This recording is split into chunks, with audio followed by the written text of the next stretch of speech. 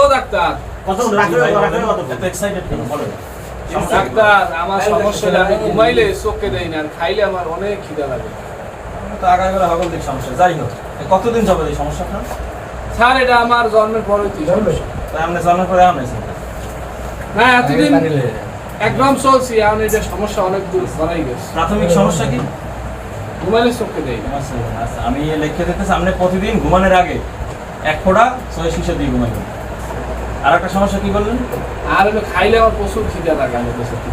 আপনি প্রতিদিন একটা করে পাথর 3 বেলা খাইবেন, ঠিক আছে? 3 বেলা খাইবেন। আমি পাথরের সাইজটা কি দিতেছি? আর এত বড় পাথর খাইলে স্যার আমার দাঁতটা একটা হবে। আমি কি দাঁতের ডাক্তার পরিচিত আছে? হ্যাঁ। হ্যাঁ, একটা নাম্বার দিয়ে দেন, আমার তো কলেজ করে দেওয়ার পরেও যাওয়া লাগবে। আচ্ছা, প্রথমে যে পাথরটা দেখছেন এই সাইজের পাথরটা আপনি সকাল পানিতে গিয়ে দিবেন।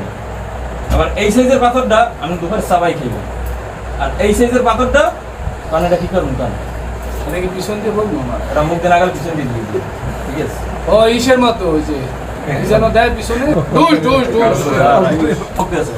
যাই হোক, স্যার এটা কি সীসা? আর দৌড় মেয়েটা ফোন দিয়ে আইসা বন্ধ করবেন। শিশা দিয়ে লেখে দিচ্ছি, শিশা দিয়ে সামনে ওই না, ওরে আমি দিয়ে টেস্ট করাই। আপনি টেস্ট করেন, আমি সামনে গ্যারেজ আছে, গ্যারেজে শিশা লইবেন। হ্যাঁ, আরে পাথর ফেলে দিয়ে দেখতে দিলাম। কি হইছে? পাথর কেমন কোন জায়গায় স্যার?